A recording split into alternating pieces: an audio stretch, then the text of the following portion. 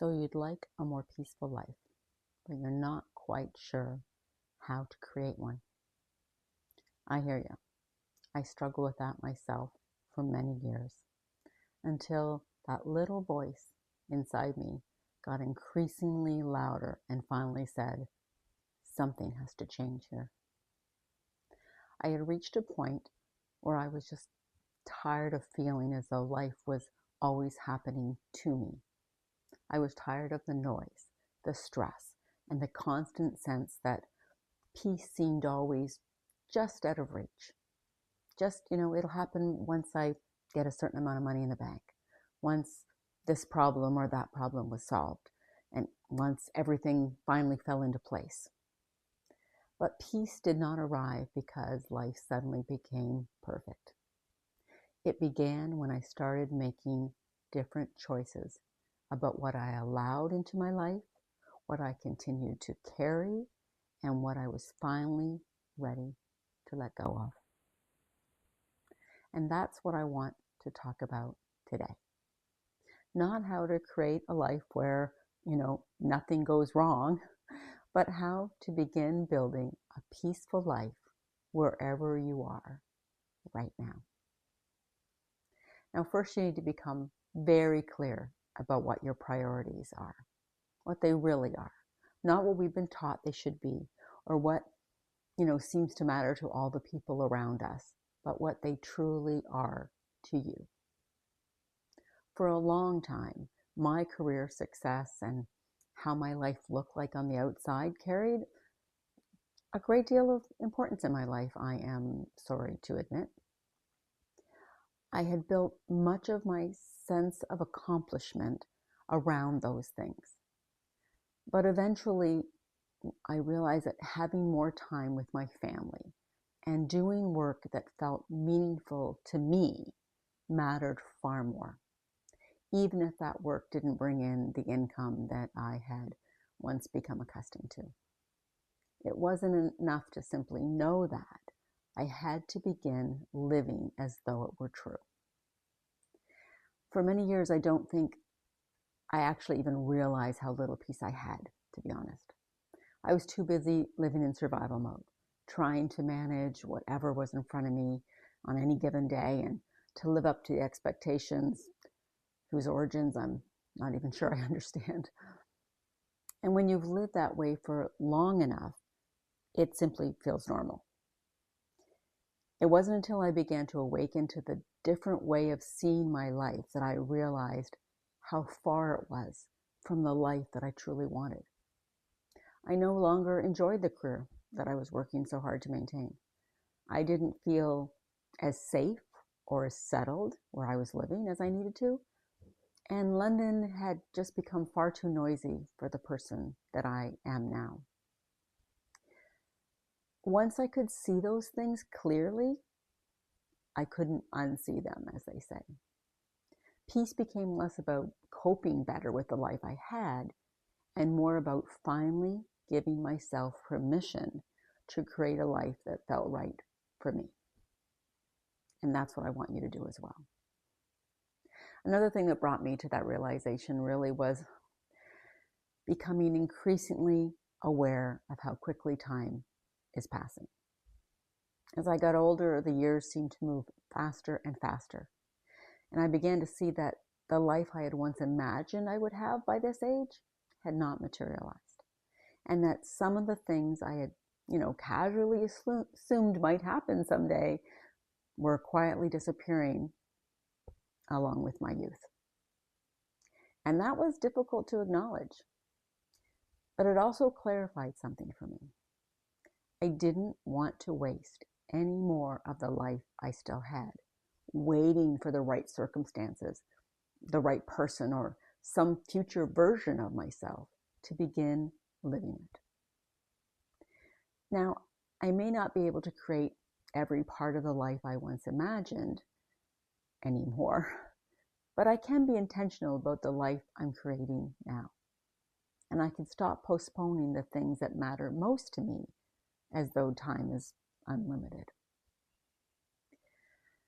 I think many of us know somewhere deep down what matters most to us. but our lives don't always reflect it. We may say that family matters most, while we give nearly all of our time and energy to work. We may say that we value freedom, while we remain tied to possessions and obligations or expectations that make us feel trapped. We may long for a simpler life, while we continue to pursue someone else's definition of success. Discovering what you truly want may actually require some solitude. It may require turning down the noise of the world that is constantly telling you what your life is supposed to look like.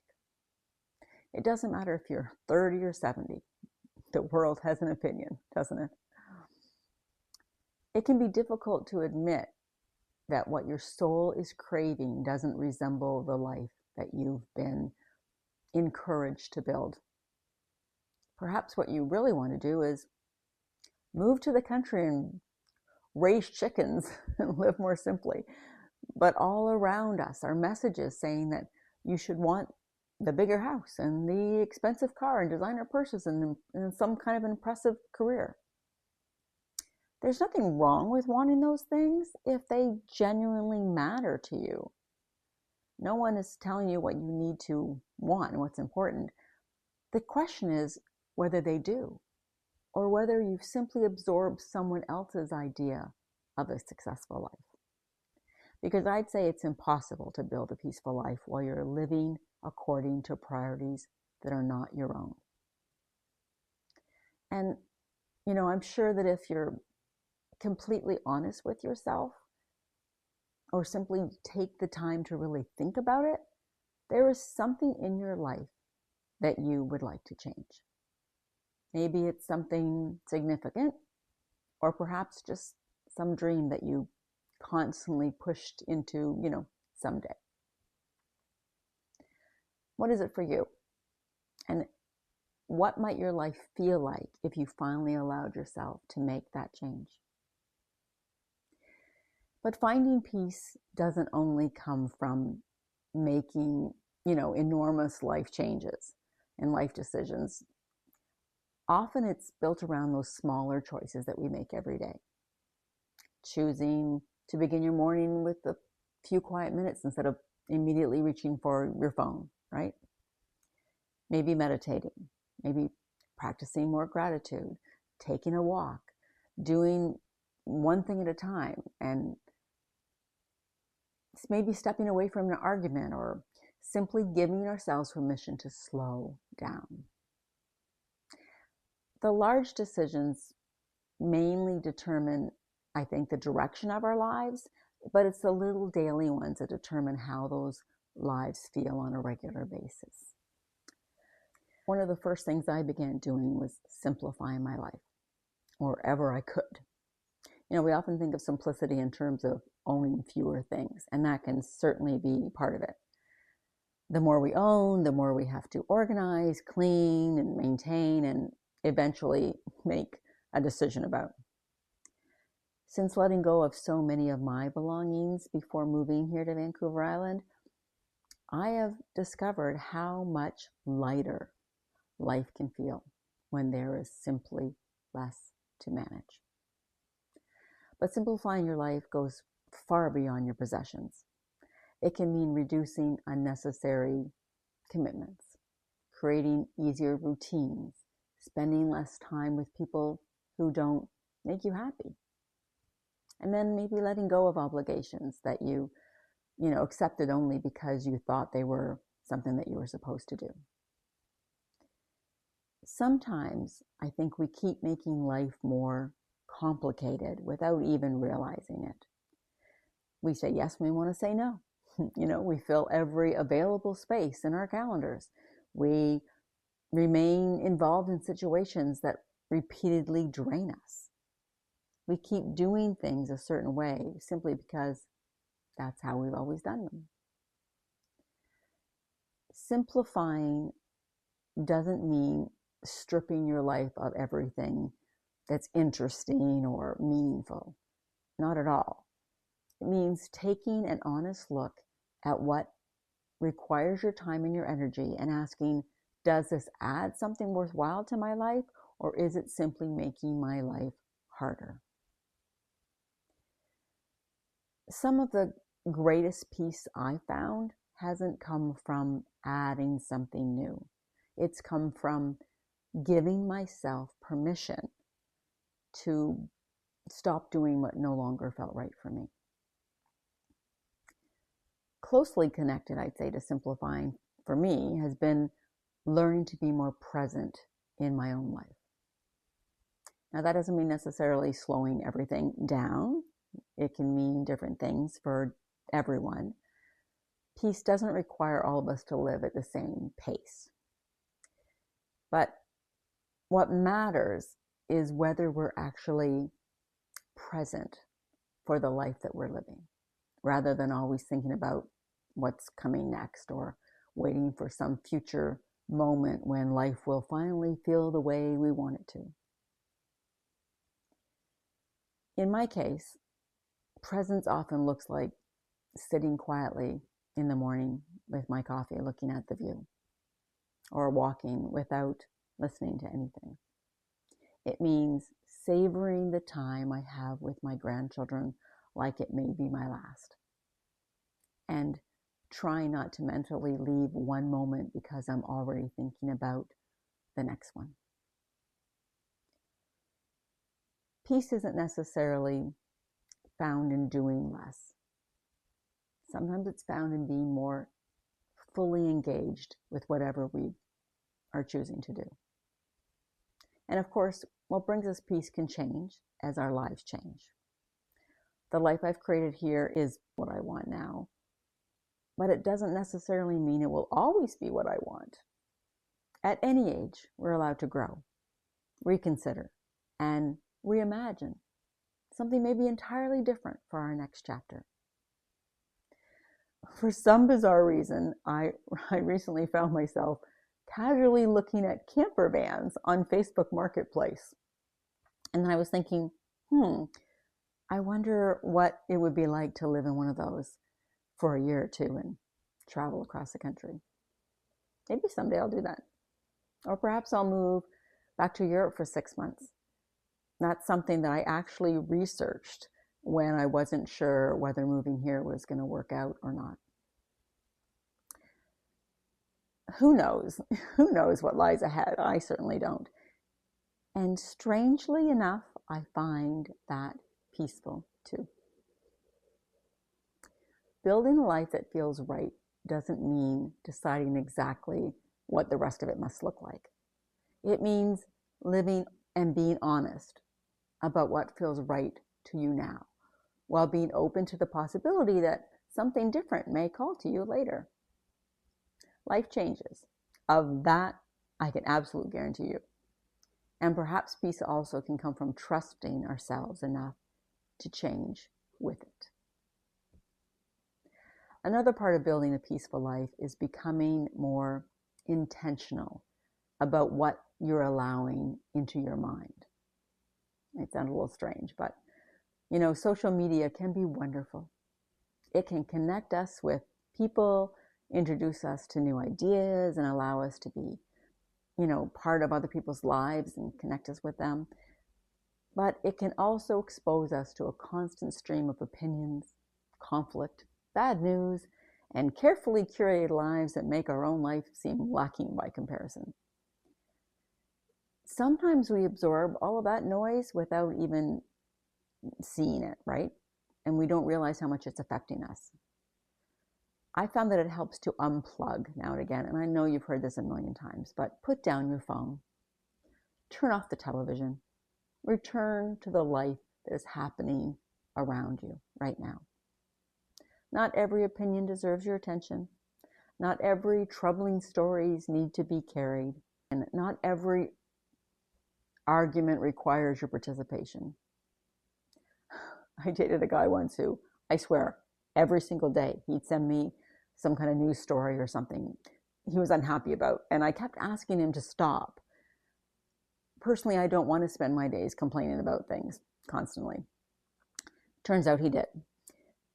Did I mention that I used to date him? Sometimes protecting your peace is as simple as stepping away from the noise long enough to hear your own thoughts. This brings me to something else that I think many of us need to hear.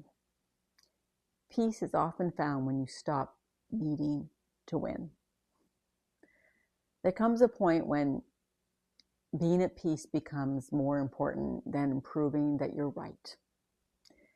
You don't have to attend every argument, like I said. You don't have to keep explaining yourself to people who have already decided not to understand you, let's be honest. And you don't always need the final word. Sometimes you know what happened. You know what you meant. You know what was true. And you can just let that be enough. That doesn't mean, never standing up for yourself or avoiding conversations that genuinely need to happen. Choosing peace isn't the same as allowing people to, walk all over you and treat you badly. In fact, building a peaceful life often requires making boundaries. And boundaries may feel anything but peaceful when you first begin setting them. You may disappoint some people. You may feel guilty. You may be questioned by people who are more comfortable with the old version of you. But if keeping everyone else happy requires you to remain anxious, exhausted, or disconnected from yourself, that is not peace. It's self-abandonment disguised as harmony. Sometimes a little discomfort now is what protects your peace in the long run. And then there is acceptance, the understanding that some things simply cannot be changed or repaired. There may be relationships that never became what we hoped they would, or that changed when we hoped they wouldn't. There may be apologies that we never receive, or decisions that we wish we had made differently. For years, we can really carry those things with us, turning them over and over in our minds and wishing that we could somehow make the past unfold differently. But fighting with what has already happened keeps us emotionally tied to it. This doesn't mean forgetting or excusing someone's behavior or pretending that something didn't matter. It means accepting that we cannot go back and change it, and deciding not to let it keep taking that peace from the life that we have now. And closely connected to acceptance, for me anyways, is surrender. And I don't mean surrendering in the sense of, I give up or becoming passive. I still work towards things that matter to me. I'm still here. I keep creating, learning, trying to take whatever steps I can. But I can also accept that I can't control every outcome or force something to happen according to my preferred timeline. Doesn't matter what it is. When we want something badly, it's natural to believe it should be happening faster, or want it to happen faster, or unfold differently. But constantly trying to control exactly how and when something's going to happen creates its own kind of anxiety.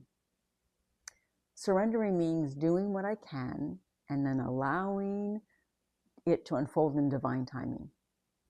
It means trusting that the delay isn't necessarily a denial, that a closed door may just be redirecting us, and that something that can still be working out even if I can't see it yet.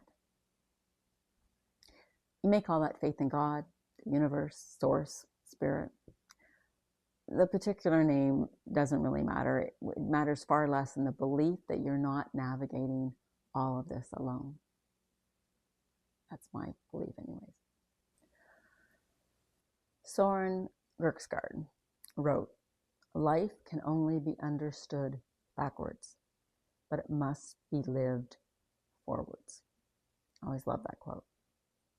Sometimes it's only when we look back that we can understand why something didn't happen when we wanted it to, or why the path that we thought we were meant to take had to change. There's a particular kind of peace that comes from surrendering the outcome and trusting that life may be unfolding exactly as it needs to and as it's meant to. Gratitude is another practice that has made an enormous, difference in the amount of peace that I feel in my daily life. And if you've watched any of my previous videos, you know that this is something that I talk about a lot. And I don't mean pretending that everything is wonderful and just be grateful for all the crap that's in our life. No, gratitude doesn't ask us to deny our worries or our disappointments or our losses. It simply reminds us that even when something is difficult, it isn't necessarily the only thing that's true.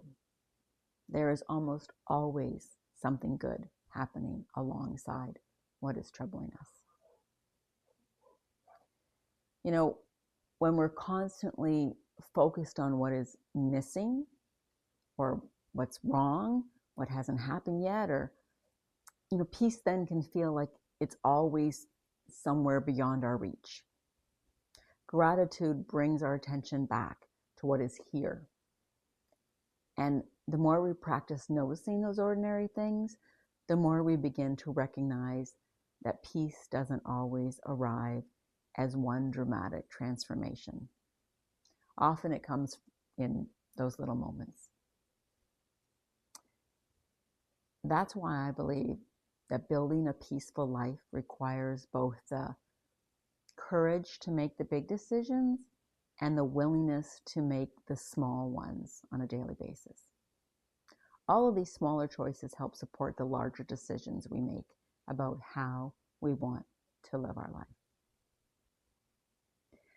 We can't say that we want peace while filling every moment with noise. We can't say we want a simpler life while continuing to say yes to everything. We can't say something matters most to us while consistently giving it whatever time and energy happens to be left over from all the other stuff we're doing in our lives. At some point, our priorities have to become more than just ideas and just words. They have to become visible in our lives. I can simplify what has become too complicated. I can slow down, be more present. I can step away from unnecessary noise and choose peace over the winning. I can accept whatever I cannot change. I can take action where I can and surrender what's beyond my control. And I can remain grateful for what is good while trusting that the rest of my life is still unfolding in its own time. Building a peaceful life, it's not something we accomplish once and then never have to think about again. It's a series of choices that we return to, sometimes daily, and sometimes just moment by moment. So perhaps the question isn't, when will my life finally become more peaceful? Perhaps it's, what am I willing to change, release, or begin today in order to create a little more peace in my life? In the end, building a more peaceful life may require you to disappoint some people. It may require you to redefine success and walk away from things that you once believed you needed or wanted. But perhaps that's the price of finally creating a life that your soul has been crying out for. Thanks for watching. Keep following the fireflies.